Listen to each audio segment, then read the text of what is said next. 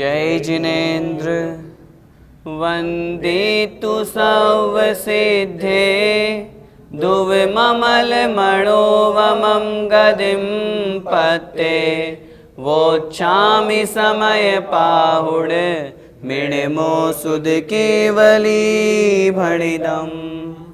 पंच परमेष्ठी भगवान की जय हो। समयसार जी महान ग्रंथादिराज के अंतर्गत हम आश्रवाधिकार का स्वाध्याय कर रहे हैं। पिछली ज्ञानशाला की कक्षा में हमने समझा था कि राग, द्वेष और मोह इन आश्रव भावों के कारण से वह जीव कर्मों का बंधक होता है। जब वह इन भावों से रहित हो जाता है, आश्रव के इन भावों का अभाव जहाँ हो जाता है, वीतराग सम्यक दर्शन जहाँ प्राप्त हो जाता है, उस समय वे जीव अपने परम समाधि में लीन अवस्था में नूतन कर्मों का बंध नहीं करते हैं।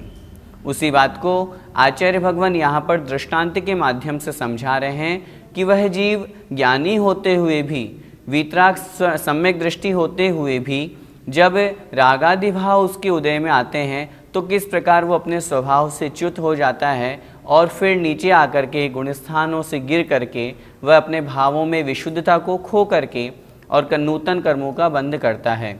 उसको एक उदाहरण के माध्यम से यहाँ समझा रहे हैं। आश्रवाधिकार के आज हम अंतिम 2 गाथाएं पढ़ेंगे, जिसमें पहली गाथा में उदाहरण है, दृष्टांत है, दूसरी गाथा में उसका सिद्धांत का प्रतिपादन किया गया है। देखें गाथा क्रमांक 186। जयपुरी सेणाहारो, जयपुरी सेणाहारो, गहि दो परिणम दिसो अणेय विहम, गहि दो परिणम दिसो अणेय विहम, मंस वसा रुहिरादि, मंस वसा रुहिरादि, भावे उदरग्नि संयुक्तो, भावे उदरग्नि संयुक्तो। बोलिए जयपुरी सेणाहारो, गहि दो परिणम दिसो अणेय विहम, मंस वसा रुहिरादि, भावे उदरग्नि संयुक्तो। जयपुरी सेणाहारो, गहि दो परिणम दिसो अणेय विहम, मंस वसा रुहिरादि, भावे उदरग्नि संयुक्तो। आइए गाथा का अर्थ समझते हैं। जयपुरी सेणाहारो, जह अर्थात जैसे, जिस प्रकार, पुरुषेण आहारो, पुरुष के द्वारा, आहारो अर्थात आहार, भोजन, गहिदो अर्थात ग्रहण किया हुआ, जैसे किसी पुरुष के द्वारा जो भोजन, जो आहार ग्रहण किया, वह भोजन अथवा वह आहार परिणमदि, परिणमन करता है, सो मतलब वह आहार, वह भोजन, अणेय विहम, अनेक प्रकार से, अनेक रूप से। क्या मतलब? मतलब ये, जो पुरुष ने भोजन ग्रहण किया, पुरुष से यहाँ तात्पर्य मनुष्य या किसी भी जीव की जहाँ बात चल रही है, विशेष रूप से मनुष्य की बात चल रही है, तो उस मनुष्य के द्वारा, उस पुरुष के द्वारा जिस प्रकार कोई आहार ग्रहण किया गया, वह आहार अनेक रूप में परिणमित होता है। कैसे, किस रूप में परिणमित होता है? मंस वसा रुहिरादि, मंस अर्थात मांस, वसा अर्थात मज्जा, चर्बी, रुहिर अर्थात रुधिर, खून आदि के रूप में। जो हमने भोजन ग्रहण किया, वह भोजन सप्त धातु में, शरीर में जो रस है उसमें, खून, मांस, हड्डी, पीप, इन सब में वह परिणमित होता है। भावे मतलब भाव में अर्थात रूप में, उदरग्नि संयुक्तो, किसके संयोग से? उदरग्नि अर्थात उदराग्नि, अर्थात पेट में जो जठराग्नि है, हमने जो भोजन किया उसको पचाने का काम कौन करता है? हमारे पेट में एक अग्नि है जिसका नाम है जठराग्नि।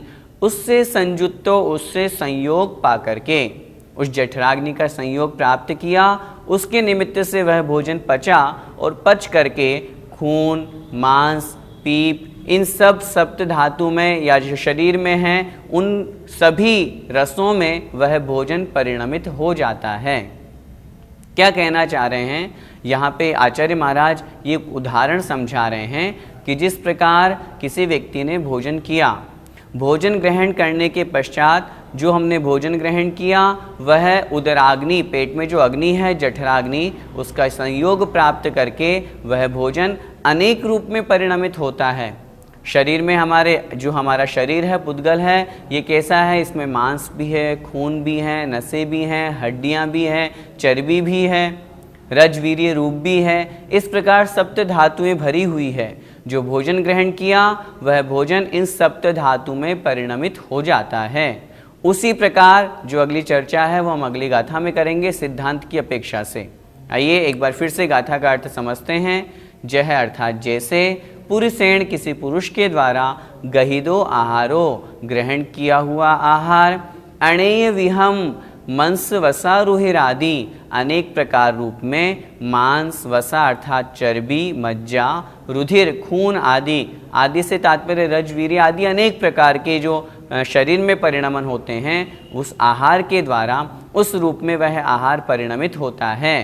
कैसे? उदरग्नि संयुक्तो अर्थात पेट की अग्नि अर्थात जठराग्नि का संयोग प्राप्त करके, उस जठराग्नि का अग्नि प्रदीप्त होने पर वह भोजन को पचाती है और अलग अलग रूप में जिसका जितना आयु, जिसकी जितनी शरीर की अवगाहना, उस अनुसार वह जो आहार है, वह जो भोजन है, उन रूपों में परिणमित होता है। आइए गाथा का भावार्थ देखते हैं।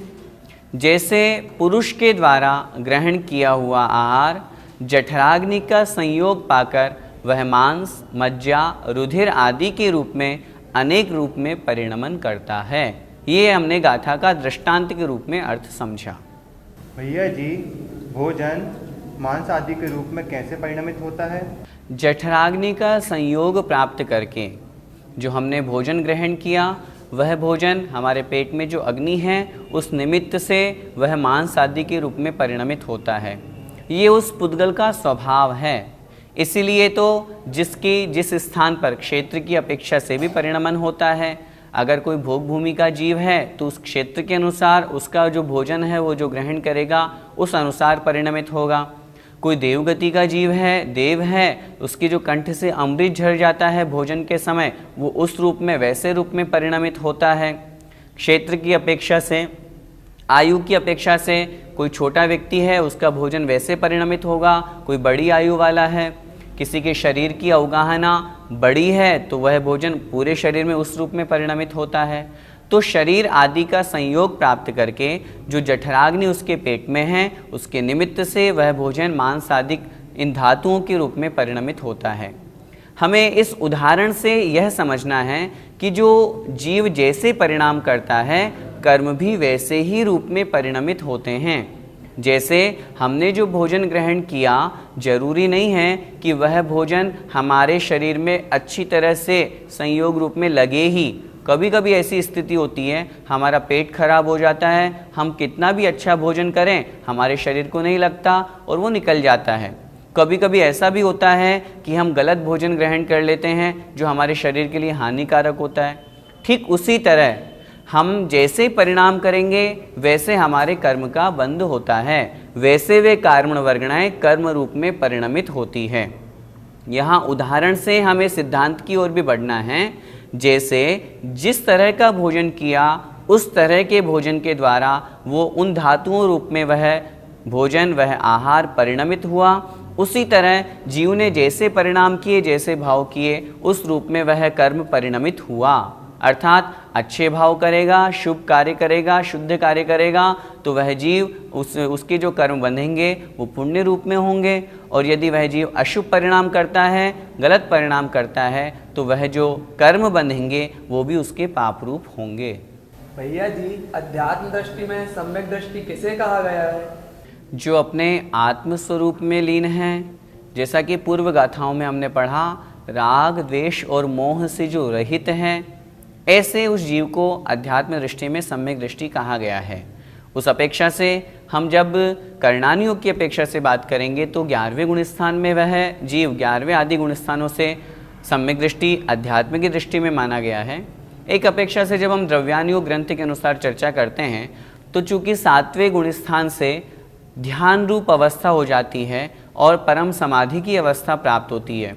उस अपेक्षा से भी कदाचित उस जीव को वहाँ पर ध्यान रूप आत्म समाधि रूप में वह जीव स्थित हुआ है, इसलिए उस अपेक्षा से भी उसको वहाँ पर अध्यात्म की दृष्टि में सम्यक दृष्टि माना गया है। इसलिए सात्विक गुण स्थान से शुद्धोपयोग की चर्चा की गई है। इस गाथा का हम पद्यानुवाद पढ़ते हैं। जैसा यहाँ उदर के अनिलानुसार औ क्षेत्र आयु निज काय बलानुसार खाया हुआ अशन मांस वसादिकों में कालानुसार ढलता तन धातुओं में। अभी हमने यह भोजन का दृष्टांत पढ़ा। अब इससे आचार्य भगवान दृष्टांत की ओर आगे बढ़ रहे हैं। उसी प्रकार वह जो जीव है जब अपने आत्म समाधि से च्युत होता है, छूट जाता है, राग द्वेषादि का वह निमित्त प्राप्त करता है, तो पुनः नवीन कर्मों का बंध प्रारंभ कर देता है। यही बात आचार्य महाराज अगली गाथा में कह रहे हैं। देखें। तहणाणि सदुपौवम् जे बद्धा पच्चया बहुवियप्पम्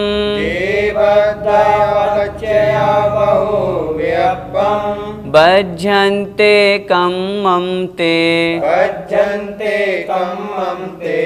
णय परिहीणा दुते जीवा।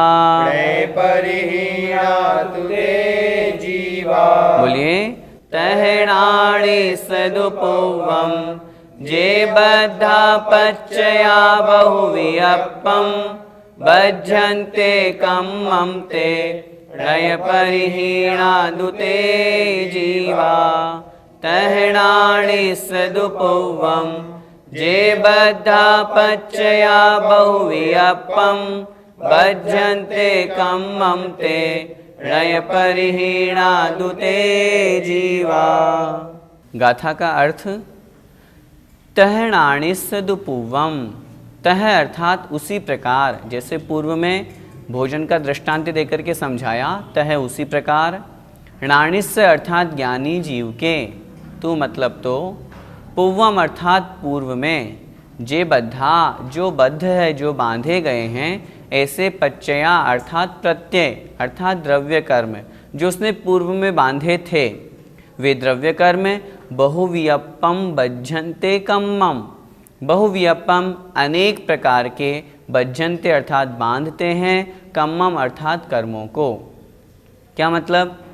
जिस प्रकार उस भोजन के द्वारा अनेक प्रकार से परिणमन किया गया, ठीक उसी प्रकार उस जीव के, उस ज्ञानी जीव के, जब वह जीव अपनी आत्म समाधि से च्युत होता है, तब जो पूर्व में बंधे हुए कर्म हैं, जो पच्चय अर्थात प्रत्यय द्रव्य कर्म हैं, वे बहुवियप्पम कम्मम बज्झन्ते, उदय में आने पर अनेक प्रकार के कर्मों को बांधते हैं। ते मतलब वे कौन? वे जीव णय परिहीणा दुते जीवा। णय परिहीणा शुद्ध नय से जो परिहीन हैं, रहित हैं, च्युत हैं, अर्थात शुद्ध नय से जो छूटे हुए हैं, ते जीवा वे जीव। अर्थात जो शुद्ध नय से छूटे हुए हैं, अर्थात आत्म समाधि से रहित हैं, ऐसे वे जीव जब अपने गुणस्थान से गिर जाते हैं, अपने भावों से गिर जाते हैं, तब उस समय जो उस जीव के द्वारा पहले बांधे हुए कर्म थे, उनका निमित्त प्राप्त करके उस जीव के लिए नवीन कर्मों का बंध का कारण बनते हैं। एक बार फिर से गाथा का अर्थ देखें। तह अर्थात उसी प्रकार, णाणिस्य अर्थात उस ज्ञानी जीव के, पूर्वम अर्थात पूर्व में, जे बद्धा पच्चया जो प्रत्यय बांधे थे, जो कर्म उस जीव ने पहले बांधे थे, ते अर्थात वे कर्म, बहुवियप्पम कम्मम बज्झन्ते बाद में अनेक प्रकार के कर्मों को बांधते हैं।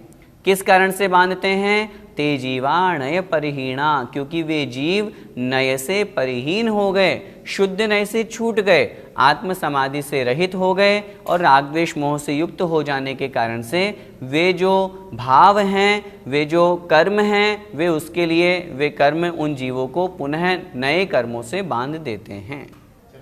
भावार्थ देखते हैं। उसी प्रकार ज्ञानी के पूर्व में बद्ध जो द्रव्याश्रव थे वे अनेक प्रकार के कर्मों को बांधते हैं। वे जीव शुद्ध नय से च्युत हैं, अर्थात शुद्ध नय से च्युत होने पर ही ज्ञानी जीव रागादि भावाश्रव करता है, उससे द्रव्याश्रव और कर्मबंध होता है। भैया जी, परम समाधि की अवस्था कैसी होती है? राग द्वेष से रहित होकर के जहाँ मात्र आत्मचिंतन किया जाता है वह कहलाती है परम समाधि की अवस्था। यदि हम एक शब्द में कहना चाहें तो निर्विकल्प दशा का नाम है परम समाधि की अवस्था। इस गाथा में णय परिहीणो जो शब्द आया है वो उस परम समाधि से च्युत होने वाले जीवों के लिए आया है, इसलिए वे जीव बंध करते हैं, अर्थात उन जीवों को वहाँ से छूटना बंध का कारण बनता है। जब जीव आत्म समाधि को प्राप्त करता है, आत्मा में लीन हो जाता है, जिसे हम शुद्धोपयोग कहते हैं, वीतराग स्वसंवेदन कहते हैं, उस अवस्था में उस जीव के वह परम समाधि कहलाती है, अर्थात आत्मलीनता, निर्विकल्प दशा, राग द्वेष से रहित अवस्था का नाम है परम समाधि की दशा। भैया जी, जीव के पुनः पुनः कर्मबंध क्यों होता है? जीव के पुनः पुनः कर्मबंध इसलिए होता है क्योंकि वो राग द्वेष करता है, वह आत्म समाधि से च्युत हो जाता है। जब यह जीव वीतराग स्वसंवेदन ज्ञान को प्राप्त होता है, आत्मज्ञान को प्राप्त कर लेता है, तो नवीन कर्मों का बंध नहीं होता। जीव पुनः कर्मों का बंध किस कारण से करता है? बहुत स्पष्ट सी प्रक्रिया है। कर्म का उदय आया, जीव ने तद्रूप परिणमन किया, पुनः वापस कर्म का बंध हुआ, और फिर जब वह कर्म उदय में आया फिर वापस वैसा उसने भाव किया। इस तरह यह अनादिकाल से चक्र चला आ रहा है। इस कारण से वह जीव बार बार कर्मों का बंध करता है।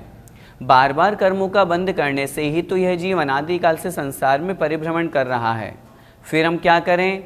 हम यह करें, जब कर्मों की अवस्था, जब कर्मों का उदय आए, उस समय हम साम्य भाव रखें, राग द्वेष से बचें। हमारी सबसे बड़ी समस्या है, हम निमित्त को दोष देते हैं। यदि किसी ने हमारा कुछ बिगाड़ कर दिया तो हम ये सोचते हैं कि उसने हमारा बिगाड़ा। हम ये भी तो सोचें, हमारे कर्म का उदय ही ऐसा था, उस कर्म के उदय के कारण से हमारा बिगाड़ हुआ है। जिसने तत्व सिद्धांत को, जिसने कर्म सिद्धांत को समझ लिया, वह जीव फिर संसार में दुखी नहीं रह सकता। जब कर्म का उदय आए तब साम्य परिणाम रखें। जैसे माना कि किसी के असाता वेदनी कर्म का उदय आया, अब उसे बड़ा दुख हो रहा है, शरीर में बहुत पेन हो रहा है, लेकिन ये तो सोचे कि वो पेन मुझे असाता वेदनी कर्म के उदय के कारण से हो रहा है, मेरे रोने धोने से क्या होगा, मेरे दुख मनाने से क्या होगा, मैं आंसू टपकाऊंगा उससे क्या होगा, उससे तो और अधिक असाता वेदनी कर्म का आश्रय होगा। दुख शोक तापा क्रंदन आदि सूत्र देकर के आचार्य उमा स्वामी महाराज ने लिखा है कि दुख करना, शोक मनाना, इससे असाता वेदनी कर्म का आश्रय होता है। उस समय हम क्या करें? उस समय कर्म सिद्धांत को याद करें। कर्म का ऐसा स्वभाव है, मुझे साम्य भाव रखना है। बहुत अधिक कहीं पर कोई लाभ हो जाए या अपने को जो हम चाहते हैं वो मिल जाए, बहुत अधिक हर्ष भाव नहीं। हमारे पुण्य का उदय था इसलिए हमें मिल गया, लेकिन यदि उसमें हम राग करेंगे तो फिर से नए नए कर्मों का हम बंध करेंगे। इसलिए कर्मों का बंध इस कारण से ही होता है, राग द्वेष रूप परिणति, मोह मिथ्यात्व रूप परिणति होने से। जब इस परिणति को हम छोड़ देंगे तो हमारे नए कर्मों का बंध होना रुक जाएगा, जैसा कि वीतराग सम्यक दृष्टि जीव के साथ होता है। भैया जी, हमने जो ये आश्रम अधिकार पढ़ा, इससे हम संक्षिप्त में क्या समझें? आश्रवाधिकार में यहाँ पर जो चर्चा की गई वो वीतराग सम्यक दृष्टि की अपेक्षा से मुख्यतया की गई कि वह जीव नूतन नवीन कर्मों का आश्रय नहीं करता है। कारण बताया, राग द्वेष मोह का त्याग। हम क्या करें? हम बहुत अच्छी तरह से इस अधिकार को समझें, अपने लक्ष्य को प्राप्त करने का प्रयास करें, लक्ष्य बनाएं। हमें शुद्धोपयोग को प्राप्त होना है, हमें भी एक दिन वीतराग सम्यक दर्शन को प्राप्त करना है। उसके लिए क्या करें? सबसे पहला हम कदम बढ़ाएं भेद विज्ञान की तरफ। यदि हम भेद विज्ञान को प्राप्त हो जाएंगे तो संसार के दुख ही समाप्त हो जाएंगे। भेद विज्ञान का तात्पर्य क्या है? शरीर अलग, आत्मा अलग। इस तरह का जब जीव को ज्ञान हो जाता है तो फिर वो अन्य को दोष देना छोड़ देता है। उदाहरण से हम समझें, यदि किसी व्यक्ति को कोई रोग हुआ है, शरीर में कोई रोग हो गया, कोई बीमारी हो गई, अब वह बीमारी उसकी ठीक नहीं हो रही है, यदि वह जीव भेद विज्ञानी है तो वह दुख नहीं मनाएगा, वह शरीर को लेकर के बैठा नहीं रहेगा। वो तो ये सोचेगा मेरे असाता का उदय है, शरीर अपना कार्य कर रहा है, मुझे अपना कार्य करना है। उन दोनों अवस्थाओं में वह साम्य भाव को धारण करे, समता भाव को धारण करे। भेद विज्ञान होने के बाद में जीव अन्य को दोष देना छोड़ देगा। यदि उसके नुकसान हो गया है, किसी को उसने कोई सामान दिया, बहुत करोड़ों का सामान था, अचानक उसके रेट गिर गए, अब उसने सामान तो लिया नहीं, उसने वापस भिजवा दिया। उसकी किसी भी अपेक्षा से माना कि लाखों रुपए का उसके नुकसान हो गया, यदि वो उस सामने वाले व्यक्ति को दोष देगा तो वह दुखी रहेगा। भेद विज्ञानी सम्यक दृष्टि जीव क्या सोचेगा? वह सोचेगा मेरे लाभांतराय कर्म का उदय था, इस कारण से मेरे साथ में ऐसा हुआ। इस प्रकार का जब वह जीव भेद विज्ञान कर लेता है, स्त्री पुत्र मकान आदि हैं, सब संयोग हैं, सब व्यवहार से मेरे अपने हैं, लेकिन निश्चय की दृष्टि में तो यह शरीर भी मेरा नहीं है। जब शरीर भी मेरा नहीं है तो फिर मैं इससे क्यों राग कर रहा हूँ? क्यों मैं अन्य जितने पुत्र स्त्री मकान आदि उनसे राग कर रहा हूँ? आचार्य श्री अपने प्रवचनों में बहुत बार कहते हैं हमें अपने पुत्र को कैसे पालना चाहिए, जैसे हम किसी पड़ोसी के पुत्र को पाल रहे हों। देखो कितने अच्छे उदाहरण से वो समझा रहे हैं। जैसे पड़ोसी के पुत्र को पालने में भले ही हम पाल रहे हैं लेकिन उसमें अधिक राग नहीं करते, ठीक वैसे ही अपने पुत्र को, अपनी स्त्री को पालना चाहिए। क्यों? उसमें ज्यादा राग करेंगे तो निश्चित रूप से संसार का कारण बनेगा। राग द्वेष होगा, मोह होगा, नूतन नवीन कर्मों का बंध होगा। नूतन नवीन कर्मों का बंध होगा तो वह जीव संसार में भटकता रहेगा। हमने आश्रवाधिकार पढ़ा, इससे हमें क्या सीख लेनी है? इसका यही सारांश हमें ग्रहण करना है। वीतराग सम्यक दर्शन को हम सभी प्राप्त करें, वहां तक पहुंचे उससे पूर्व हम पहले तैयारी करें, अपने जो पढ़ा उसको आत्मसात करें, राग द्वेष को जितना हो सके कम करें, सम्यक दर्शन को प्राप्त करें। सम्यक दर्शन को प्राप्त करके व्रतादि संयम नियमों का पालन करने का भाव रखें। जब वो प्राप्त हो जाएं, उसके पश्चात आत्म समाधि की ओर आगे बढ़े। जब हम ऐसा करेंगे तो निश्चित रूप से पूर्व में बंधे हुए कर्म निर्जरित होंगे, नवीन कर्मों का बंध नहीं होगा और हमारा मोक्ष का रास्ता साफ हो जाएगा। आचार्य श्री का हिंदी पद्यानुवाद देखते हैं। वैसा अनेक विधि पुद्गल प्रत्ययों में, ज्ञानी बंधा विगत में विधि बंधनों से, हो कर्म बंध पर से मन जोड़ता है, आधार शुद्ध नय का जब छोड़ता है। जय जिनेन्द्र। इस कार्यक्रम के पुण्यार्जक परिवार है श्रीमती पूनम जैन, धर्मपत्नी Shri Subhash Jain, Gunayatan Shikhar ji, Shri Parasnath re rolling mills limited, Durgapur 1, Bardhaman, Paschim Bengal, Amita Jain, wife of Anil Kumar Jain, Sangeeta Jain, wife of Vipin Kumar Jain, Shri Janardan Prasad ji, Shrimati Patanti Devi, Mukesh Kumar, Sakshi, Isha, Mona Khandhar, Shri Kishore Khandhar, Shrimati Sushma Khandhar, Parimal Khandhar, Ahmedabad. शुल्लक 105 श्री ज्ञान सागर जी महाराज की पुण्य स्मृति में श्रीमती शांति देवी छाबड़ा, पटना, बिहार। ईसरी पारसनाथ एवं उनके पुत्र पुत्रवधू श्री अशोक उमा, पटना, श्री विनोद बबीता, गुवाहाटी, श्री सुनील शालू, पटना, ब्रह्मचारी संजय भैया, ईसरी, श्री अभय मेघना, चंडीगढ़, श्री आलोक मेघना, वडोदरा।